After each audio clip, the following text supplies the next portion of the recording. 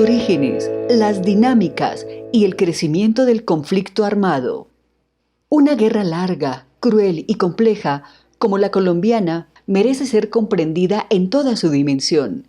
Indignarse frente a los desastres de la guerra es muy importante, pero insuficiente. Solo si se comprende el entramado de motivos, objetivos, lógicas y, sobre todo, las transformaciones de los actores y el contexto, es posible encontrar el camino para ponerle fin y decir, ¡basta ya! ¿Quién hizo qué durante la guerra? Guerrillas. Se puede decir que las guerrillas han tenido 3 etapas a lo largo de este medio siglo. La primera, el nacimiento y anclaje en sus territorios hasta finales de los años 70. La segunda, a principios de los años 80, cuando se propusieron acumular fuerzas, combinando todas las formas de lucha con miras a una insurrección y la toma del poder. La tercera tuvo lugar en los siguientes 20 años. Las guerrillas abandonaron los espacios políticos y buscaron el colapso del Estado y de las élites económicas y políticas regionales y nacionales a través de las armas, es decir, por vía exclusivamente violenta. Las guerrillas colombianas nacieron en los años 60 como respuesta a problemas agrarios no resueltos que tenía el país. También como producto de la larga tradición colombiana de afrontar con violencia los conflictos sociales y políticos, y como parte de los cabos sueltos que dejó el Frente Nacional en su intento por frenar la violencia bipartidista. A esto se sumó que en el contexto de la Guerra Fría había un auge de movimientos insurgentes y de liberación nacional inspirados en el triunfo de la Revolución cubana. Las FARC nacieron oficialmente en 1966, 2 años después de que el ejército bombardeara las llamadas repúblicas independientes, como Marquetalia, donde campesinos que habían sido liberales durante la violencia se mantenían en armas, ahora bajo la orientación del Partido Comunista Colombiano. Esa resistencia coincidió con la decisión de los comunistas de establecer un grupo armado como medida de precaución en caso de que la democracia se cerrara definitivamente, como estaba ocurriendo con las dictaduras militares en el resto de América Latina y también como influjo de la Revolución cubana que acababa de triunfar. Al momento de su fundación, las FARC contaba con 300 combatientes y 6 frentes, casi todos en el sur del país. A mediados de los años 60 nació el ELN, inspirado en corrientes revolucionarias internacionales. Fundada por estudiantes y profesionales, acogió las teorías del foco armado del Che Guevara y se asentó en zonas rurales del oriente del país y Antioquia, pero logró algún arraigo entre estudiantes y, sobre todo, en la clase obrera petrolera.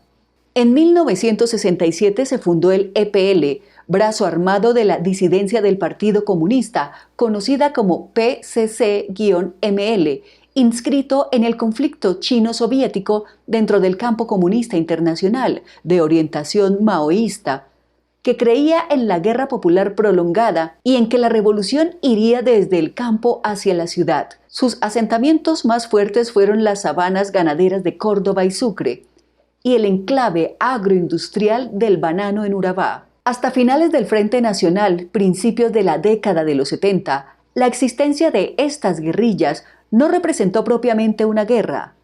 La violencia se mantuvo en niveles bajos, en parte porque estos grupos armados estaban en regiones muy periféricas, pero también porque el Frente Nacional había sido una promesa reformista de modernización y desarrollo, combinada con una realidad que reprimía la protesta y la movilización social. No fue sino hasta el final del Frente Nacional que irrumpió una guerrilla que cambiaría el letargo de la insurgencia. El M-19 nació a mediados de esta década como un grupo armado urbano para el que las acciones militares estaban en función de lograr un impacto político sobre el establecimiento y la simpatía de las masas populares. Las acciones espectaculares que hacía el M-19, como el robo de la espada de Bolívar o de 1000 fusiles de una guarnición militar, se sumó el profundo desencanto de la población con los partidos tradicionales y con las reformas inconclusas del Frente Nacional. Este desencanto se salió de cauce en una virulenta protesta, el paro cívico de 1977. Ese clima que había en el país se agudizó con el triunfo de la revolución sandinista en Nicaragua, que le dio aún más brío a los movimientos rebeldes. Al iniciar la década de los 80, los insurgentes se plantearon una estrategia de toma del poder, combinando la guerra de guerrillas con la acción política y la influencia en los movimientos sociales que se radicalizaban cada vez más. Las guerrillas buscaron expandirse e incidir en las regiones más conflictivas. Las FARC, cuya dirigencia en ese momento era profundamente agraria, creció sobre todo en las regiones de colonización y las regiones ganaderas. El ELN se expandió en zonas de auge minero y petrolero. El EPL lo hizo en enclaves de la agroindustria, en regiones ganaderas y en territorios donde otrora se intentó hacer la reforma agraria. El M-19, por su parte, tomó fuerza en las ciudades y en el sur del país. Un sector de las élites temía que las guerrillas lograran sus propósitos revolucionarios y antes de que fuera tarde les lanzaron una oferta de negociación política e incorporación a la democracia durante el gobierno de Belisario Betancur 1982-1986. El proceso fue aprovechado por las guerrillas para crecer. Al finalizar el mandato de Betancur, sus frentes se habían multiplicado y habían logrado tener movimientos políticos que, como la Unión Patriótica, tenían relativo éxito en el escenario público, donde se disputaban el poder en las elecciones locales y regionales a los políticos tradicionales. Este proceso de paz tuvo muchos enemigos. Un sector grande de los militares se opuso a él y lo saboteó abiertamente. Los partidos y las élites económicas se resistieron a que la paz impulsara reformas estructurales para el país. Finalmente, élites locales, asociados con miembros de la fuerza pública y el narcotráfico, crearon los primeros grupos paramilitares y escuadrones de la muerte, que desataron una guerra sucia contra la izquierda legal y contra las bases sociales de los grupos insurgentes. A mediados de esa década, el proceso de paz languideció y el Estado estuvo acorralado por la guerra que le había declarado el narcotráfico en cabeza de Pablo Escobar. Las guerrillas radicalizaron sus acciones militares contra la fuerza pública y contra la infraestructura del país. Exacerbaron la lucha social y política y se propusieron dar un salto hacia la insurrección con el paro cívico del 27 de octubre de 1988, durante una huelga general convocada por todas las centrales obreras y grupos campesinos del país. Pero la huelga fracasó y diversos factores hicieron que el propósito insurreccional de las guerrillas se viera cada vez más lejano. Uno de ellos, la crisis global del modelo socialista y la profunda crisis de violencia terrorista que vivía Colombia. Este momento crucial es interpretado por el movimiento guerrillero de manera disímil.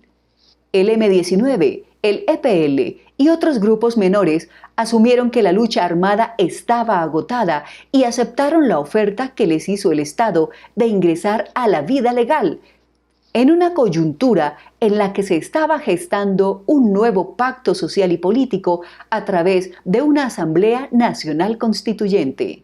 Sin embargo, las FARC y el ELN creían que las vías legales estaban cerradas, entre otras razones, por la expansión del fenómeno paramilitar y el exterminio de la Unión Patriótica, sin desconocer su profunda convicción acerca de las probabilidades ciertas de la toma del poder por la vía armada. Declinaron participar en la constituyente y, después de un intento fallido de diálogo con el gobierno de César Gaviria en Venezuela y México, se fueron a la guerra con todas sus fuerzas en los siguientes 20 años. Durante los años 90, la apuesta de la insurgencia, especialmente de las FARC, estaba concentrada en tomarse el poder por la vía de las armas, con una estrategia de asedio militar a las élites, tendiendo un cerco a Bogotá y las grandes ciudades y buscando el colapso del Estado. La asestaron enormes golpes militares al ejército, realizaron secuestros masivos en carreteras, iglesias y aviones. Sabotearon la economía y la infraestructura.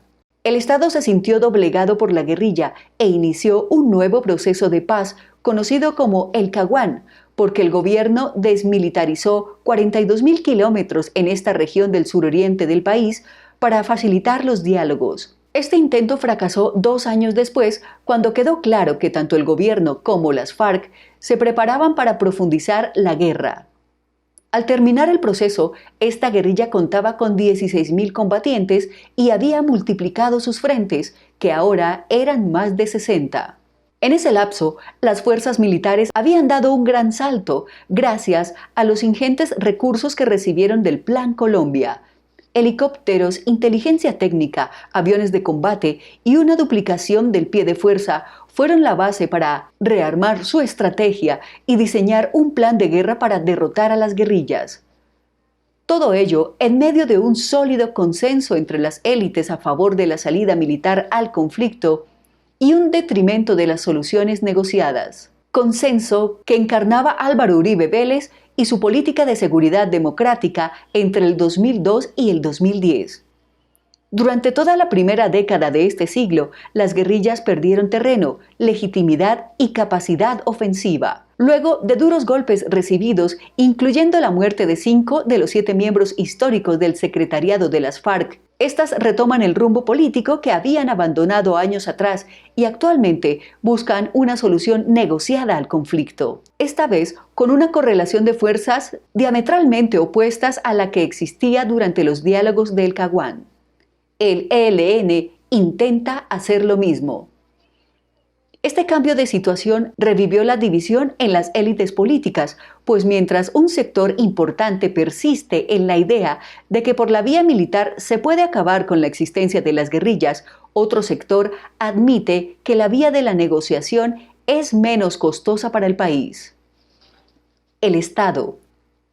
En estos años de guerra, el Estado ha oscilado entre sus intentos reformistas y pacifistas para tratar el conflicto y las salidas represivas y militares.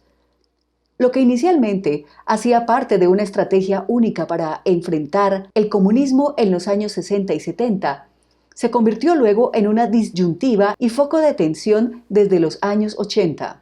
Esta paradoja tiene su origen en los arreglos institucionales del Frente Nacional, que se hicieron para garantizar la pacificación de la violencia bipartidista. Uno de estos arreglos consistió en otorgarles una relativa autonomía a los militares para el manejo del orden público, que si bien contribuyó a su despolitización partidista, reforzó su talante anticomunista en el contexto de la Guerra Fría. Entendiendo por orden público desde la protesta social hasta la acción insurgente como expresiones del comunismo internacional que había que combatir, las fuerzas militares ampliaron sus competencias dentro del Estado más allá de la seguridad. Es así como en el caso del Frente Nacional, cuando el desencanto se manifestó en reclamos muy radicales, los militares trataron con mano de hierro a los opositores y críticos del régimen, mientras que los gobiernos civiles empezaban a ser más proclives al diálogo. Un hito histórico de esta contradicción es el ya mencionado paro cívico de 1977, que tuvo lugar durante un gobierno liberal como el de Alfonso López Miquelsen, reconocido disidente en los primeros años del Frente Nacional, y que sin embargo fue reprimido sin titubeos. Este paro daría pie para que un sector influyente de las Fuerzas Armadas propusiera una serie de medidas excepcionales del orden público que el gobierno siguiente, el del también liberal Julio César Turbay Ayala, adoptaría con el nombre de Estatuto de Seguridad y que se convirtió en un fuerte incentivo para las primeras violaciones de los derechos humanos por parte de miembros del Estado. Esa incipiente hoguera se avivaría con la ruptura del monopolio de la fuerza por parte del gobierno, cuando se aprobó la Ley 48 de 1968, que autorizaba las autodefensas de civiles auspiciadas por las fuerzas militares y que fueron la semilla de los grupos paramilitares en los años 80. Es así como los primeros esfuerzos de contener la expansión guerrillera por la vía de la negociación y las reformas, en cabeza de Belisario Betancur, chocaron con el sabotaje de las élites políticas y económicas regionales que no admitían un escenario de competencia política con la izquierda y, por supuesto, de los militares que se opusieron durante la década de los 80 a cualquier arreglo político con los grupos insurgentes. Al final, Betancur se quedó solo y los sectores radicales de las élites y los militares terminaron alimentando la maquinaria de la guerra sucia contra líderes sociales y de izquierda, disidentes políticos y en ocasiones simples librepensadores como Héctor Abad Gómez. La Constitución de 1991 se convirtió en un nuevo intento para abrir la democracia, modernizar al país y crear un consenso alrededor de la paz. Pero tanto la idea de oxigenar el sistema político con la descentralización política y administrativa, como impulsar el crecimiento con la apertura económica, implicaron dejar al país rural en manos del mercado y debilitar la presencia estatal en las zonas de conflicto, lo que puso el territorio a merced de los grupos armados. Las fuerzas militares, que habían sido sometidas al control civil en la nueva Constitución, estaban bajo la mirada de los organismos de derechos humanos que ahora empezaban a tener un lugar importante en la agenda política global. Hacia mediados de la década de los 90, la violencia persistía en las zonas rurales y las guerrillas estaban desarrollando una ofensiva sin precedentes. El Estado, en lugar de apostar por el fortalecimiento de las fuerzas militares en esos territorios, optó por un remedio cuyos efectos nocivos ya conocía de vieja data: privatizar la seguridad. Esta vez lo hizo a través de la figura de las cooperativas de seguridad Convivir, que se convirtieron en el gran catalizador de la expansión del paramilitarismo por toda la geografía del país, en un estrecho maridaje con miembros de la fuerza pública en las regiones e incluso con la anuencia de algunos gobernadores y alcaldes. Cuando la guerra alcanzó su clímax de crueldad y victimización, Andrés Pastrana, 1998-2002, le propuso al país una salida política que no contó con el respaldo definitivo de las élites. Es así como el gobierno se jugó algunas de sus cartas en la negociación con las guerrillas, pero se guardó los ases para fortalecer como nunca antes a las fuerzas militares, lo que fue posible a través de la aprobación del Plan Colombia, apoyado por Estados Unidos. Esta paradoja de pedir la paz mientras se intensificaba la guerra fue posible porque las partes acordaron dialogar en medio del conflicto sin que mediara ningún cese al fuego. Cuando el proceso de paz fracasó, ya estaban sentadas las bases que harían posible por primera vez un consenso fuerte y prolongado entre las élites y la opinión pública alrededor de la salida militar al conflicto. La guerra, la salida militar y represiva, había roto la eterna ambigüedad entre el Estado y una parte de la sociedad sobre qué posición asumir frente a la guerrilla. La política de seguridad social democrática que implementó Álvaro Uribe Vélez durante sus 8 años de gobierno significó una relativa recuperación del control territorial y un importante retorno al monopolio de la fuerza al ser desmontados los grupos paramilitares, aunque fuera parcialmente.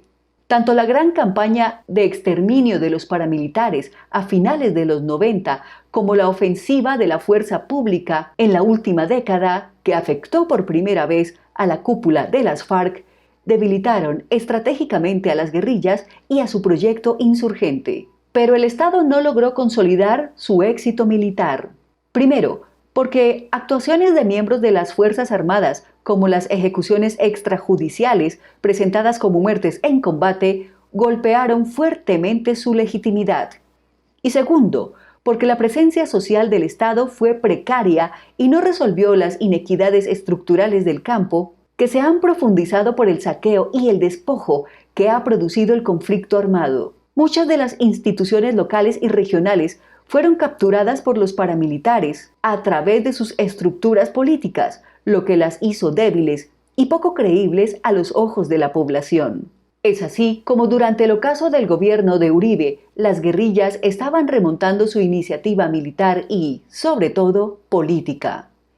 Desde 2012, un sector de las élites, representado por Juan Manuel Santos, busca una salida política del conflicto con un proceso de diálogo con las FARC que se lleva a cabo en La Habana, Cuba.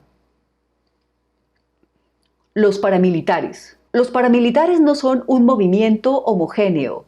Su nacimiento y desarrollo ha sido difuso y fragmentario, con momentos de alta coordinación, pero lealtades muy frágiles que han derivado en crisis internas, descomposición y finalmente desembocaron en una negociación con elementos fallidos y un rearme parcial. A finales de los años 70, cuando las guerrillas empezaron a expandirse, se crearon grupos de autodefensas locales, legales y apoyadas por las fuerzas militares que buscaban defender a grandes y medianos propietarios de las extorsiones y secuestros. Sin embargo, estos primeros grupos de autodefensa nacieron con el enemigo adentro, el narcotráfico. Efectivamente, muy pronto un núcleo central de estas autodefensas, concentrado en el Magdalena Medio, derivó un grupo paramilitar cuando ganaderos, políticos y narcotraficantes buscaron contrarrestar la expansión territorial de las FARC, sabotear sus intenciones electorales y bloquear las reformas estructurales que se llevarían a cabo ante un eventual acuerdo con las guerrillas en el gobierno de Belisario Betancur. El epicentro paramilitar del Magdalena Medio encontró su declive, por un lado, cuando el presidente Virgilio Barco logró derogar toda legislación que desde 1968 le había dado piso legal a las autodefensas y, por otro, debido a las disputas internas que se desencadenaron por la penetración del narcotráfico. No obstante, en todo el país quedaron grupos ilegales que tenían una doble faz.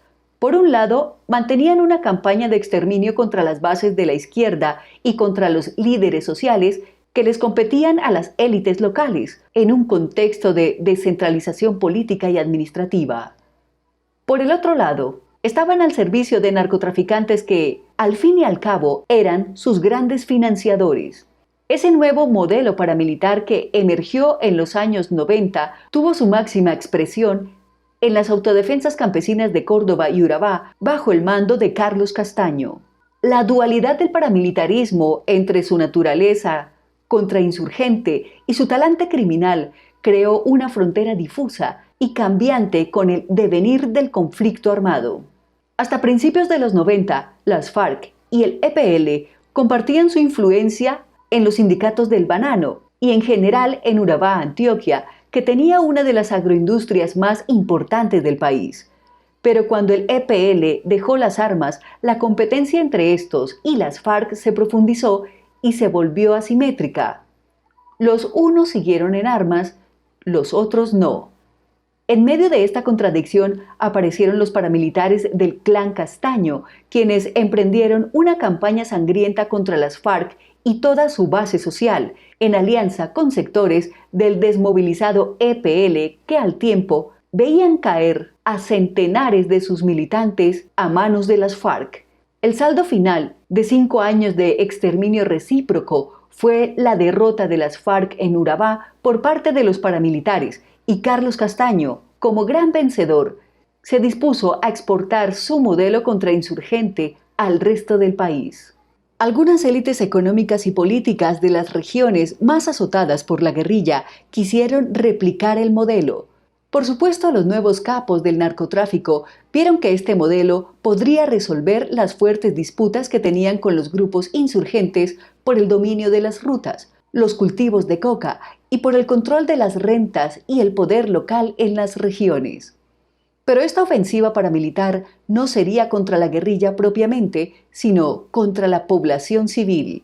El propósito era, entonces, instaurar un proyecto político y militar propio que frenara la modernización y democratización que prometía la Constitución de 1991. Un proyecto para refundar la patria, como ellos mismos lo llamaron. Castaño nunca unificó a los grupos paramilitares que habían regados por todo el país al mando de narcotraficantes. Con ellos logró alianzas frágiles que, en todo caso, siempre estuvieron interferidas por las rencillas propias de las mafias. Luego de que fracasaran los diálogos del Caguán y de que el Estado fortaleciera su aparato militar para una lucha sin tregua contra la guerrilla, los paramilitares buscaron una salida política, pues sintieron que su proyecto estaba consolidado. Quisieron negociar su desarme y la legalización de los bienes y el poder que habían acumulado durante la guerra. Tampoco ignoraron el nuevo contexto internacional signado por la lucha contra el terrorismo ni la creciente internacionalización de la justicia, hechos que ponían en riesgo sus posibilidades de reconocimiento político. Pero la contradicción con el narcotráfico que llevaban en su seno se hizo cada vez más fuerte y estalló durante el proceso de desmovilización que sostuvieron con el gobierno de Álvaro Uribe Vélez. Las corrientes más contrainsurgentes fueron derrotadas, mientras las más inclinadas a actividades del narcotráfico y otras rentas ilegales terminaron rearmándose, con lo cual también mantuvieron el asedio político en muchas regiones.